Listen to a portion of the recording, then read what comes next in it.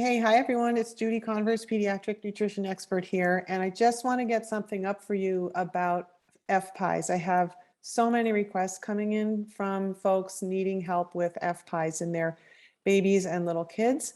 And I can see I'm overwhelmed. I can't help all of you at once. Everyone's waiting for appointments. So I want to just get some tips out to you right away. So first of all, what is FPIES? It's food protein induced enterocolitis syndrome. And notice one of the operative words there is protein. This is not necessarily the whole story. In my experience clinically over all these years, and I've been working with this for 20 years, even before there was a diagnosis code for FPIES, because as probably some of you know, the reason why I ended up doing what I'm doing is because when my baby was born in 1996, he had classic FPIES and there was no diagnosis code, no treatment, no recognition. All I got at the time was an actual psych referral from Boston Children's Hospital. I still have that letter telling me mom's nuts and needs a psych referral.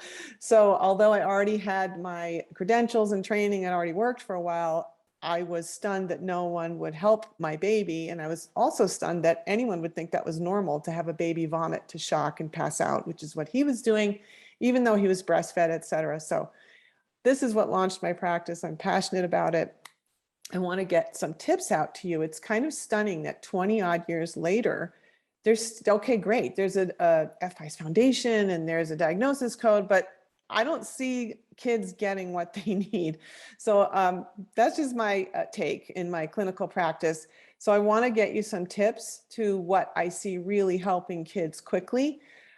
First of all, I want to point out the word protein in FPIES. Protein is not the whole story. When this became recognized as a diagnosis code, it was assumed that these problems were induced by food proteins.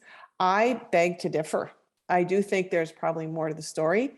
And research has started to align with that in showing that when your kids get tested for food allergies, which some of you guys come in with IgE or skin prick testing already done, those foods don't align with the FPIES reactions, which are vomiting until they pass out or are needing IV fluids. So that is there, one of the pieces that got me digging further and further for sure. The other side of this coin, y'all, is your baby's microbiome. The foods that work better for kids who are struggling with FPIES right now are going to be low FODMAPs food. So you can Google low FODMAPs lists 24/7. There's tons of them out there. I want to share a few of those foods with you. So what is FODMAP? It stands for fermentable oligomonosaccharides and polyols. So those are types of starches in foods, not proteins, but starches. And these are kind of short chains of carbohydrate molecules that are resistant to digestion. And instead of being absorbed in your intestine, they travel further down to the colon where the microbes kind of finish the job and use those starches as food to help you digest and absorb stuff, et cetera. So a lot of babies don't have that all online and their microbiomes are not very balanced. And for sure, if you've had a baby exposed to antibiotics, C-section, you had mastitis, needed antibiotics, you're vaccinating your baby on the schedule. I'm going to say it right now. This is very unpopular right now, but I've done this for 20 years. I don't feel comfortable with the vaccination schedule. I think it's very aggressive, and I have seen it be very disruptive for a number of babies. So you might think about spacing things out, waiting. Again, I get it. That makes people really freak out when I say that right now, but that is, in my opinion, a player that can't be overlooked.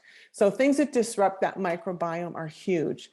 What you can do right off the bat is start working with these low FODMAPs foods. They are foods that are going to be very easy to absorb by an immature digestion and don't require a lot of work with a balanced microbiome. So what are those foods? Please go ahead and Google low FODMAPs foods.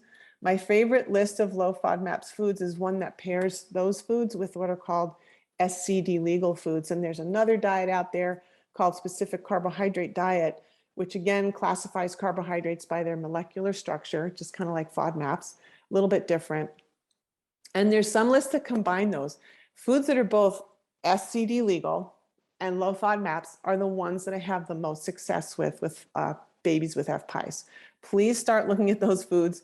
Withdraw foods that are not on those lists for now. And again, this doesn't mean your baby's always going to need to eat this way. It's just a kind of a bridge piece to help them start digesting and absorbing. They stop vomiting, they calm down. Okay, so take a look at that. And some examples of the foods on there are going to be things like butternut squash that should usually work okay. Blueberries, and again, you want to puree, cook all this stuff so it's very soft, especially obviously if your children don't have teeth yet, they're not chewing. So these are purees that I'm talking about, soft cooked. Green peas, split peas, like a split pea soup, lentils, especially red lentils cooked into a very soft porridge. So there's like not discernible lentils in there.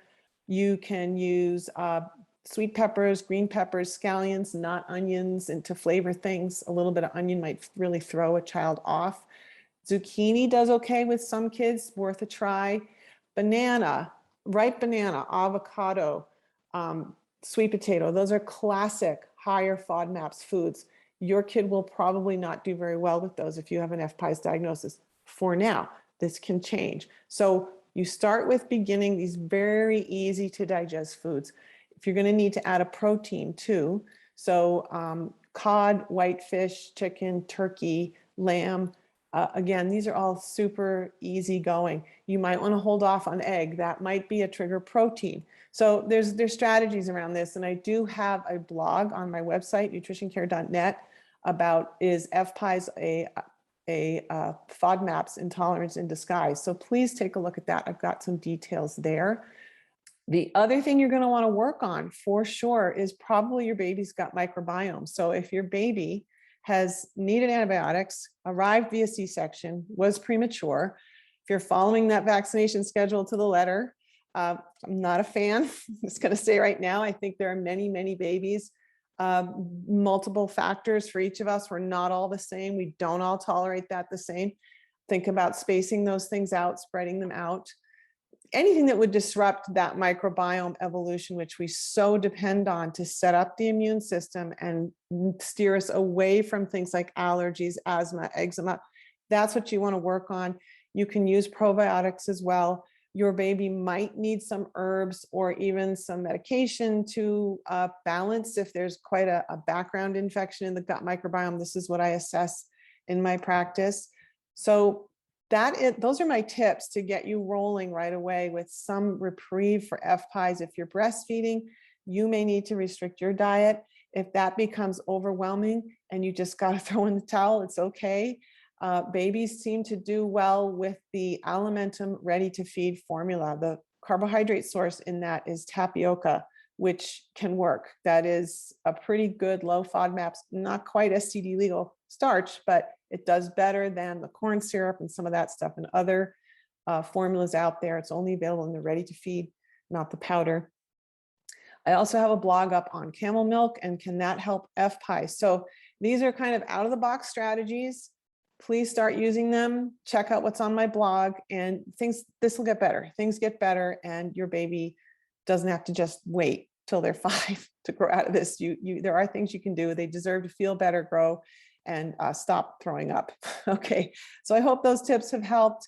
You might take a look at my website, nutritioncare.net, and hopefully this will help your baby get going. Thanks.